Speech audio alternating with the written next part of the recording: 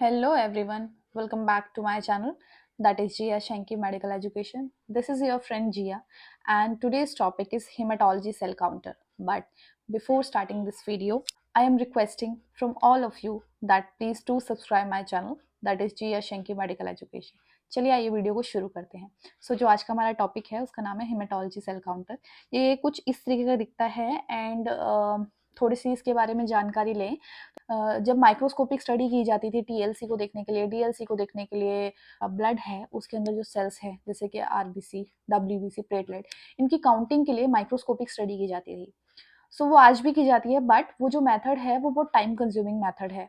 Okay, and एररनेस भी आता है क्योंकि उसके लिए अगर स्किल टेक्नीशियन है तो बहुत कम एरर आएंगे, लेकिन अगर कोई फ्रेशर है तो एरर आने के बहुत चांसेस होते हैं एंड वो टाइम कंज्यूमिंग मेथड है। हेमाटोलॉजी का जो सेल काउंटर है उसको डिज़ाइन किया गया सो दैट इस चीज़ को शूट आउट कर सके, इस प्रॉब्लम को सॉर्ट आउट किया जा सके। ओके, ये जो मशीन है ये कुछ इस तरीके की दिखती है। यहाँ पे ये जो प्रोब है, जो सैंपल है हमारा ब्लड सैंपल, ये प्रोब यहाँ से ब्लड को सकअप करती है एंड उसके बाद ये जो इसकी स्क्रीन है यहाँ पर इसकी वैल्यू शो हो जाती है with the graphs. Okay, blood cells were manually counted before 1956। 1956 से पहले जो ब्लड कंपोनेंट्स थे उनको मैन्युअली काउंट किया जाता था। W.H. Quilter invented a device for counting blood cells using an electrical impedance approach. W.H.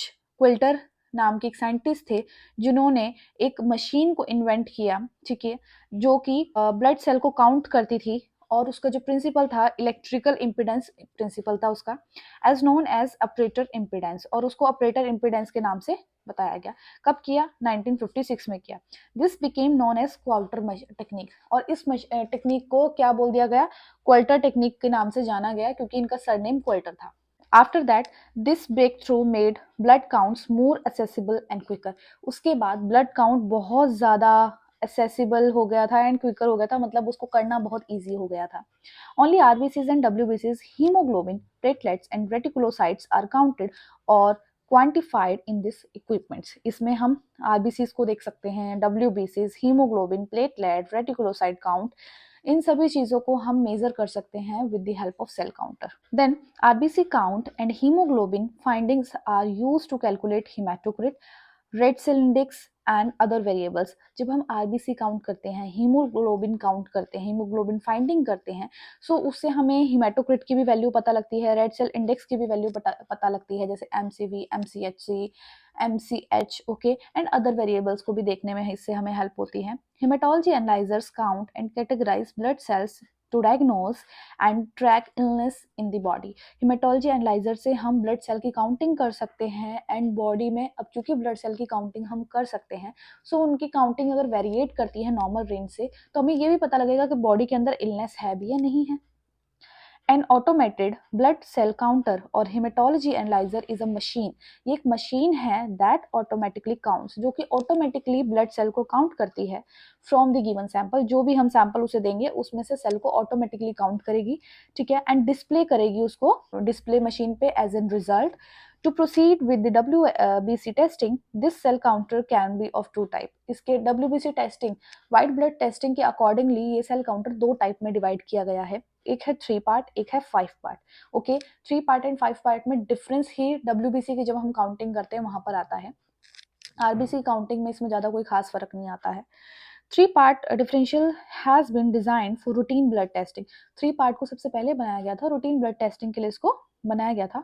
Almost every lab में इसको यूज़ किया जाता था। ओके, इसमें हम lymphocyte and monocyte and some eosinophil की मर्ज वैल्यू मिलती थी, अलग अलग नहीं मिलती थी, एंड ग्रेनुलोसाइट की भी कुछ इस तरीके से 3 हमें वैल्यूज मिलती थी।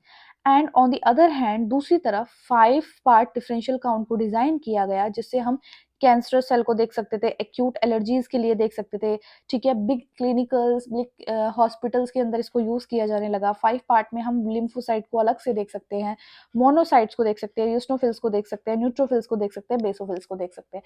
देखिए जो 5 पार्ट है उसमें पांचों डब्ल्यूबीसीज की अलग अलग हमें रेंज मिलती है, एंड जो 3 पार्ट है उसमें हमें क्या होता है, जो डब्ल्यूबीसीज है उनको उसमें हमें लिम्फोसाइट की अलग वैल्यू मिलती है, मोनोसाइट एंड यूस्नोफिल को मर्ज करके वैल्यू दी जाती है, एंड ग्रेनुलोसाइट की अलग से वैल्यू दी जाती है। तो 3 तरीके की वैल्यू दी जाती है।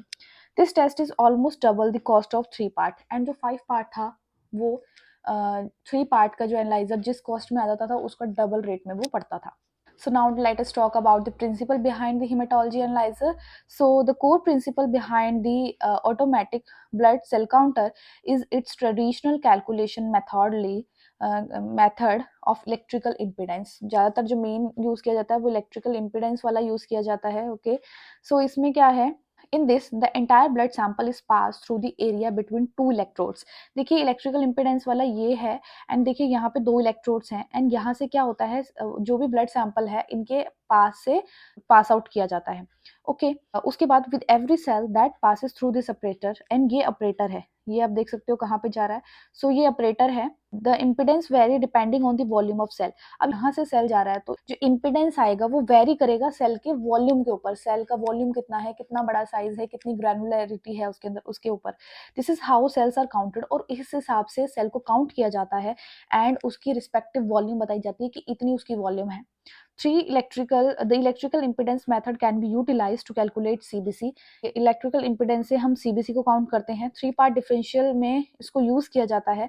ठीक है, and that is why more methodologies were added to cover the lack. In the case of 5 part differential, this lag can be covered with the help of, and जो 5 part है उसमें ज़्यादातर फ्लो साइटोमेट्री टेक्निक को use किया जाता है, and 3 part में electrical impedance को यूज़ किया जाता है. इसमें क्या होता है बेसिकली, 3 पार्ट में देखिए 2 इलेक्ट्रोड होती है हमारे, और इसके आसपास इसके बीच में से ब्लड को स्ट्रीम के थ्रू फ्लो किया जाता है, एंड यहाँ पे अपरेटस है, यहाँ से वो ब्लड जाता है, एंड इसके ऊपर इलेक्ट्रिकल इम्पिडेंस आता है. जब वो इलेक्ट्रिकल इम्पिडेंस सेल के ऊपर हिट करता है तो वहाँ से सेल की ग्रैनुलैरिटी के अकॉर्डिंगली वो बता देता है कि ये आरबीसी है, डब्ल्यूबीसी है, डब्ल्यूबीसी का कौन सा पार्ट है या फिर प्लेटलेट है. So now let us talk about the second method, that is flow cytometry technique. Flow cytometry technique क्या होती है? This technology uses laser light force. इसमें हम laser light force को use करते हैं. Okay, so laser light force यहाँ से hit करती है. In this, the blood sample is made to flow in a straight line through a thin nozzle. तो इसमें क्या होता है, ये देखिए ये नोजल है और यहाँ ये थिन नोजल है, यहाँ से ब्लड सैंपल पास आउट होता है. एक एक सेल ही पास आउट होगा.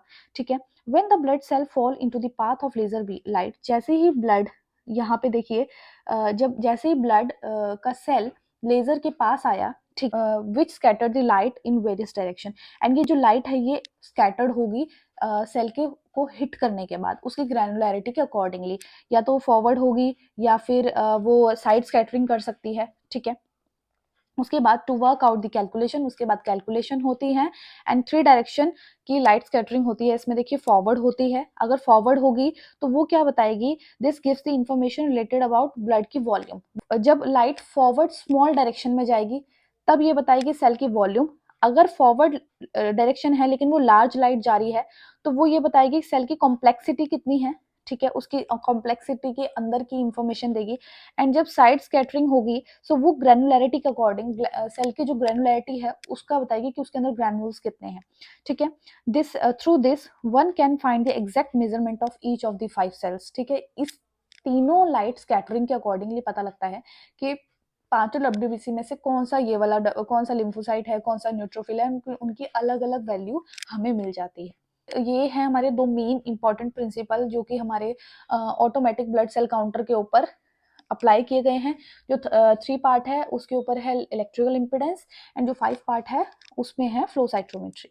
Now let us talk about procedure for this method. So switch on the instrument by pressing the power switch. हमने क्या करना है, सबसे पहले स्विच ऑन करना है मशीन को.